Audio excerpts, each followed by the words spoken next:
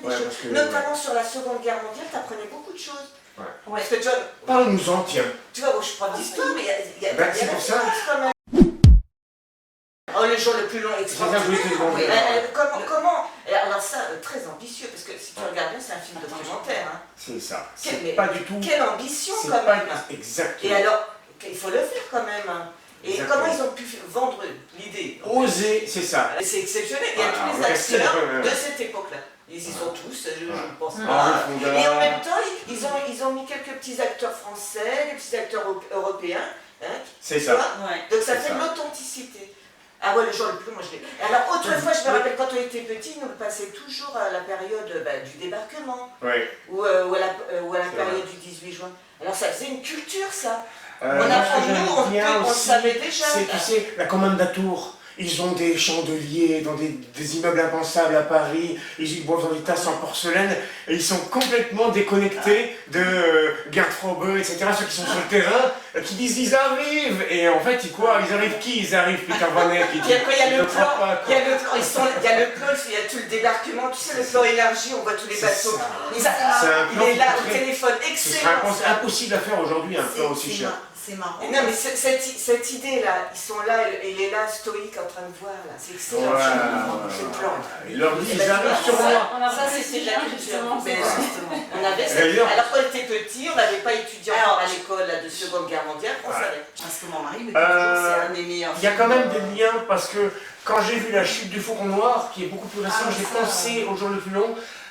Les généraux qui donnent les ordres, ils sont vraiment protégés et ils regardent sur un écran les soldats vus par des drones et des satellites et ils sont, comme dans le jour le plus long, le problème c'est qu'ils sont déconnectés du terrain.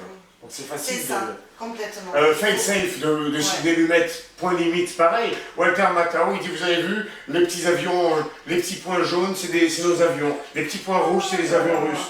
Qu'est-ce que tu veux que ces gens-là prennent des décisions quoi. Ben oui. Pour revenir à la décision individuelle dans Octobre Rouge. C'est énorme. Pourtant, qu'est-ce qui se passe? Ils sont enfermés dans leur boîte de conserve. Et c'est excellent, excellent. Et là, c'est le retour à la décision individuelle. C'est Sean Connery. Et là, il est magnifique, Sean Connery. Il est magnifique là-dedans. Comme toujours d'ailleurs.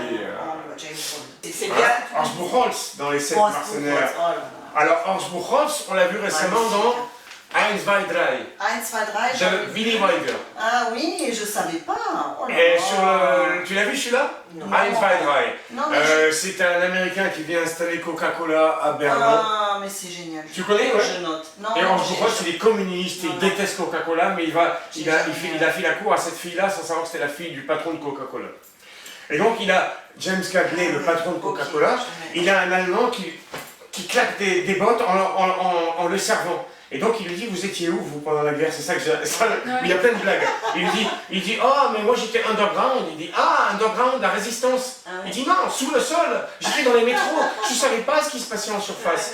Et alors il lui dit, James Cagney, il dit, mais vous n'avez même pas aimé Adolphe au début?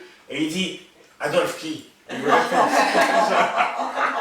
Ça c'est le début du film. C'est le c'est marrant. Horst Buchholz c'est un de ses grands rôles. J'ai dû le voir, mais ça fait 1, 2, 3. 1, 2, 3, ok.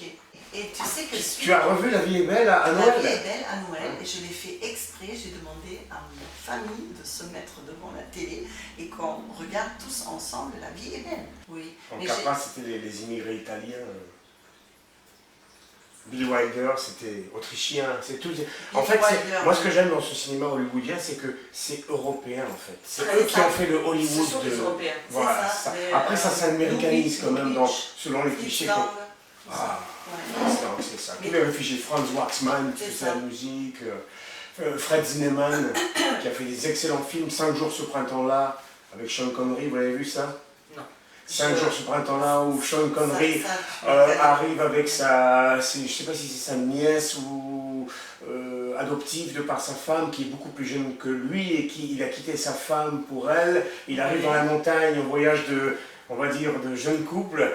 Et en fait, il y a quelqu'un qui serait plus logique pour elle, qui est le guide de montagne, qui est Lambert Wilson. Et là, ils s'en vont dans la montagne, tous les deux. Elle les attend.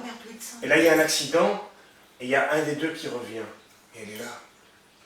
En fait, je crois qu'elle espère Lambert Wilson, Fred Zinnemann. Il a fait aussi Un homme pour l'éternité, sur le procès de Thomas More. Il a fait aussi From Here to Eternity, tant qu'il y aura des hommes. Ah, tu nous feras Même réalisateur. Ah, tant que... Il a fait aussi High Noon, Trace il fera 3 fois. Mais tu vois, c'est une référence au niveau cinéma, des études de cinéma, High Noon. Ouais. On avait Pourquoi, analysé les d'ailleurs scènes, je sais pas pourquoi.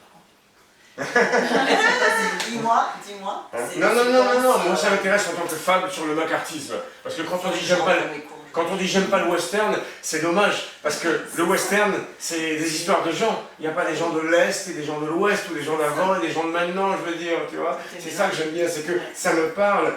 Rio Bravo, ça me parle parce que j'ai envie d'être avec eux. C'est le collectif cocasse, quoi. Hein. High Noon, c'est plutôt sur voilà ce que c'est l'Amérique. Mais ça, la délation, on te laisse tout seul face à l'adversité.